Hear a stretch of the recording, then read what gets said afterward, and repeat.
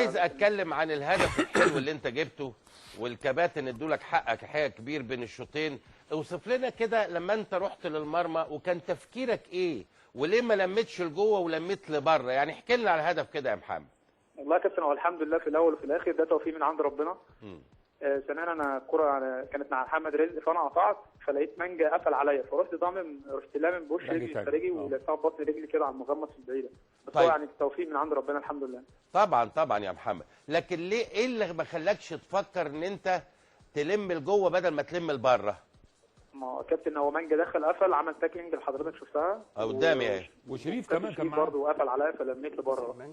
ولما لميت لبره تفتكر كان شريف شايفك وانت بتحط الكوره؟ لا ما كانش شايفني، لان هو الكوره كنت انا مديله ظهري، وكانت الكوره بحوزتي كده، فلفيت، لما لفيت رحت حاططها على طول، ما لحقش هو يشوفها. وبعدين كان مانجا ما بينكم برضه حاجب الرؤيه جامد يعني. طبعا شريف. محمد، يعني بشكل عام كانت تعليمات الكابتن رضوان في الشق الهجومي ليكوا ايه؟ مين بيكمل معاكم من اليمين، مين من الشمال، مين من ورا؟ كانت تعليماته ايه؟ والله الكابتن رضوان يعني طول الفترة اللي فاتت دي يعني مركزين جامد، واللعيبة كلها بتتمرن الحمد لله، بتتمرن كويس، وعندنا هدف ان احنا ان شاء الله باذن الله نحقق حاجة لنادي المقاولين العرب تليق بيه، لان زي ما انت حضرتك عارف طول الفترة اللي فاتت كانت النتائج متذبذبة وكده. بس الحمد لله يعني ان شاء الله باذن الله السنة دي ناويين ان احنا ان شاء الله باذن الله نعمل حاجة لنادي المقاولين العرب، ونعمل حاجة لينا، مجموعة شباب كويسة، مجموعة عناصر لعيبة كويسة ممتازة. كابتن، يعني دي طريقة لعبنا دايما.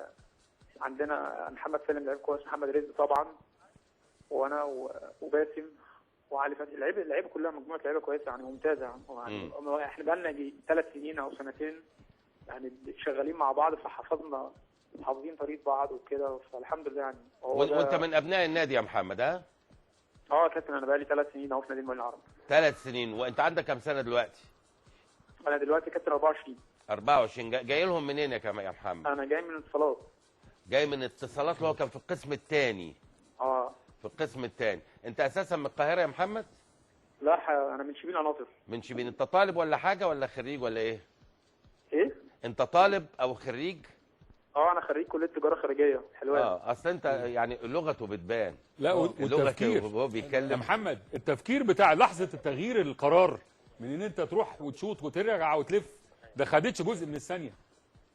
وهنا بشوف هنا الهدف في اللعبه دي نفسها. معايا يا محمد؟ كابتن الصوت بس واضح. يعني هو الكابتن علي ابو جريشه بيثني عليك في تفكيرك السريع في الهدف. قول لي يا محمد، في حاجه بالنسبه لك لبازل السويسري؟ والله هو الباشمهندس كان كلمني قبل ما اسافر السفريه اللي فاتت دي، ان ربنا يكرم ان شاء الله باذن الله في مفاوضات من نادي بازل ان هو يرشح له حد بديل لصلاح.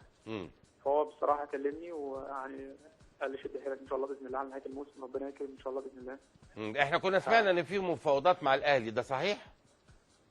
هو انا حضرتك والله كان كلام يعني، ما فيش اي حاجه رسمي جت لحد دلوقتي. طبعا النادي الاهلي نادي كبير، اي لاعب في مصر يتمنى ان هو يلبس. لو جالك بازل والاهلي تختار ايه يا محمد؟ والله يا كابتن، هو حاليا انت عارف ظروف البلد، يعني الدوري مش عارفين مستمر. يبقى بازل يا محمد. قول لا البلد زي الفل والدنيا مستقره والدوري هيشتغل، ما تقلقش. طبعا الواحد يتمنى طبعا يلبس تيشيرت النادي الاهلي، طبعا نادي كبير. يعني نادي مش يعني ما ينفعش ان انا اوصفه بكلام حتى، يعني هو بيتكلم عن نفسه ببطولاته وكل حاجه، لكن طبعا يعني شايفين تجربه محمد صلاح، شايفين مني، شايفين بالظبط. هو ده الكلام. حاجه يعني لنفسه والمنتخب مصر ان شاء الله باذن الله، وربنا يكرم. بالتوفيق يا محمد، ويعني ان شاء الله يعني تمشي على المستوى ده واحسن الفتره الجايه ان شاء الله. ان شاء الله باذن الله.